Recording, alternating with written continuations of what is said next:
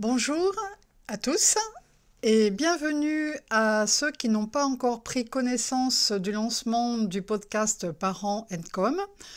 Je tiens aussi à remercier ceux qui ont pris connaissance de ce podcast de lancement et qui ont eu la gentillesse en plus de commenter ou en tout cas de liker, sachant que c'est ça qui permet, vous le savez bien, à une chaîne de survivre. Dans le premier podcast, donc celui de lancement, j'ai beaucoup évoqué, ou dit plutôt le mot parentalité. Et pour démarrer ce premier épisode, je tiens absolument, et non seulement je tiens, mais il est essentiel que je vous dise qu'il y a une différence entre la parentalité et le parentage. Je vous signale à ce propos que Isabelle Filiosa, qui s'occupe beaucoup justement de la relation parent-enfant, en a évoqué la distinction. Je vais essayer ici de résumer à ma manière quand même ces propos. Donc, la parentalité, c'est quoi? C'est premièrement se demander quel type de parent je suis ou je serai, si je ne le suis pas encore. Deuxièmement, en quoi mon éducation, donc celle que j'ai eue avec mes propres parents, pourrait se projeter sur l'éducation de mes enfants. Troisièmement, la parentalité, c'est se demander si je suis en paix avec mes blessures intérieures, accumulées par mon enfant intérieur. Et enfin, comment faire en sorte que ma parentalité soit porteuse d'épanouissement dans justement mon parentage. Que contient alors ce parentage? Il contient, premièrement, de savoir quelle relation le parent va établir avec son enfant. Ensuite, comment il va lui apporter une éducation, c'est-à-dire quelle forme son éducation va prendre. Et enfin, quelle sera en effet la qualité de la communication. Bref, la parentalité, c'est avoir fait un travail sur soi suffisant. Pourquoi faire? Eh bien, pour créer chez mon enfant des fondements solides. C'est quand même pas rien, vous êtes d'accord? Notamment, si on veut détailler un peu ces fondements solides, ce sont ceux qui vont lui permettre à votre enfant donc d'avoir la confiance et la résistance nécessaires pour s'adapter effectivement avec le plus de sérénité possible aux aléas de l'existence. Plus encore, il va apprendre à surfer sur les vagues sans que cela n'atteigne l'unique en lui, c'est-à-dire son potentiel. De fait, donc, grâce à cette intériorité solide et tranquille, il pourra exprimer qui il est vraiment. Et croyez-moi, sur parole, mais je vais vous détailler tout ça au fur et à mesure, notamment des podcasts, quand on peut exprimer qui on est, le ressenti est léger, et du coup, le fameux bonheur que tout le monde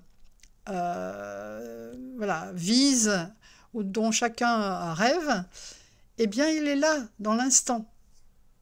Parce que par ailleurs, le fondement aura été suffisamment solide pour ne pas se laisser embarquer par tous les aléas, voire les affres de la vie quotidienne. Allons maintenant un peu plus loin pour voir ce qu'il se passe.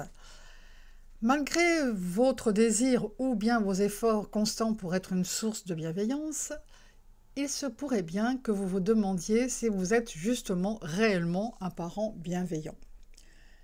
Vous prononcez les mots « je t'aime », mais êtes-vous en adéquation avec vos actions?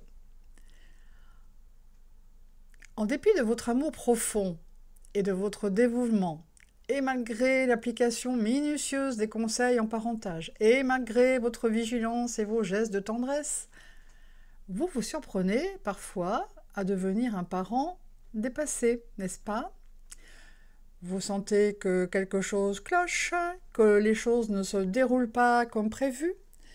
Vous éprouvez des difficultés à communiquer et à gérer les conflits.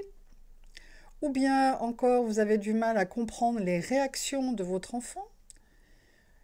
Et encore aussi, vous vous sentez parfois impuissant face à la situation.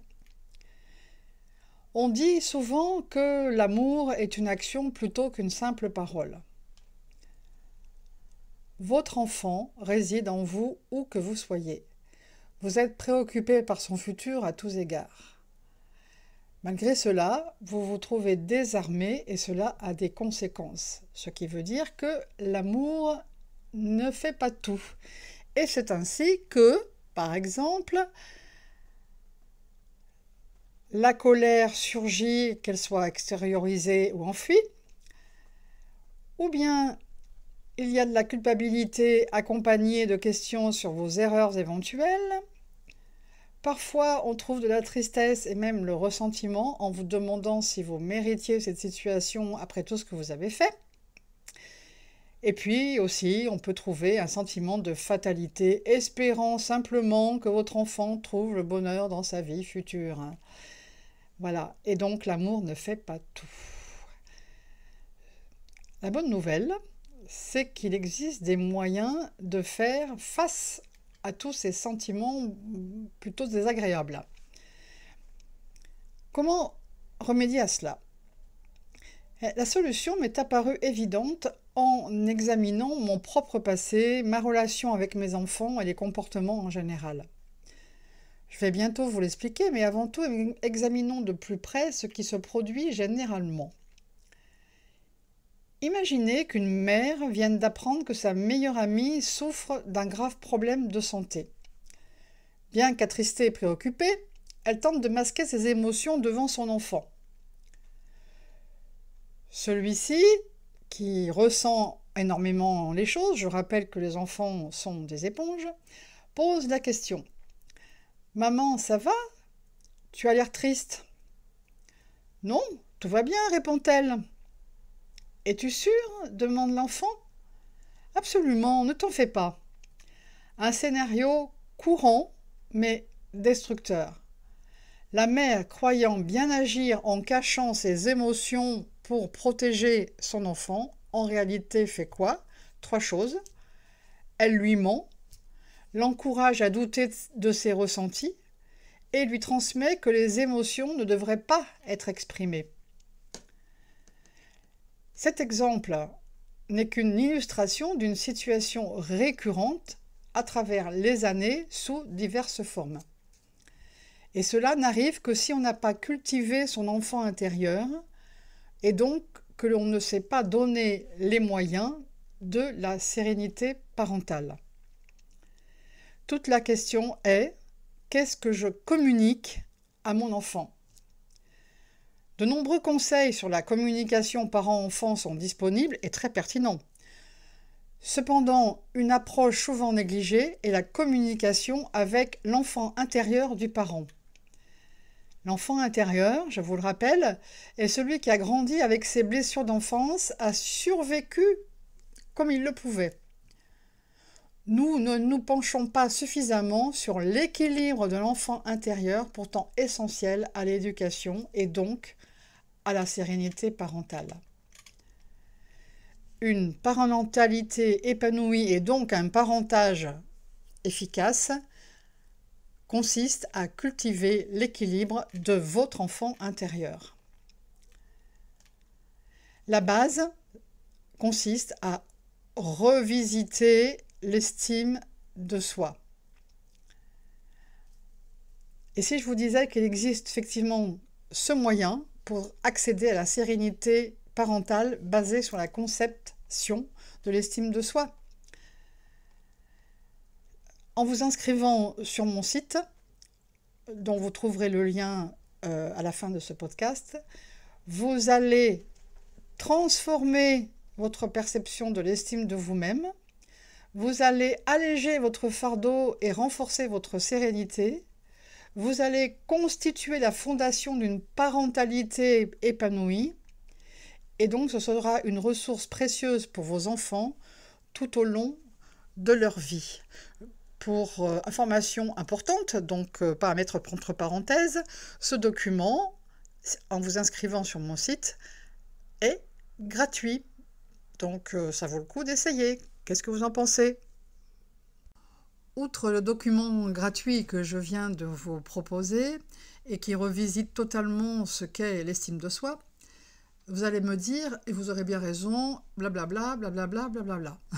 C'est pour ça que je n'en reste pas là et vais vous proposer d'aller consulter un article qui consiste à expliquer quelles sont les 3 clés fondamentales du bien-être intérieur. Je l'ai intitulé, cet article, « Comment quitter la prison du mental grâce à 3 clés fondamentales ». Et oui, car effectivement, quitter la prison du mental ne s'apprend pas à l'école, d'une part, et d'autre part, votre bien-être intérieur n'a pas de prix. Rien ne peut donc d'ailleurs l'acheter, mais malgré tout, il existe 3 clés fondamentales d'accomplissement. Il s'agit de voir et de libérer votre potentiel d'action qui se trouve au fond de vous-même grâce à 3 éléments essentiels qui couvrent toute l'étendue de votre existence. Et donc je vous invite gracieusement, encore une fois, à aller consulter cet article qui vous donnera les 3 clés fondamentales du bien-être intérieur, qui sera quelque chose que vous pourrez vraiment faire en toute responsabilité, c'est-à-dire que c'est vraiment vous qui êtes acteur, et j'insiste énormément sur l'intérêt majeur pour votre bien-être d'être acteur de votre épanouissement. Je vous invite donc à consulter cet article qui présente les 3 clés pour quitter la prison du mental, ceci grâce au lien inscrit sur ce podcast. Et nous nous retrouvons, je l'espère, la semaine prochaine pour un podcast ayant pour thème « Se libérer de l'image de soi pour devenir un parent authentique ». Je vous remercie d'ores et déjà pour votre écoute.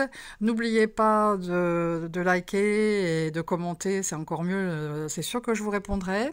Et puis je vous souhaite une bonne fin de journée et à très vite. Au revoir.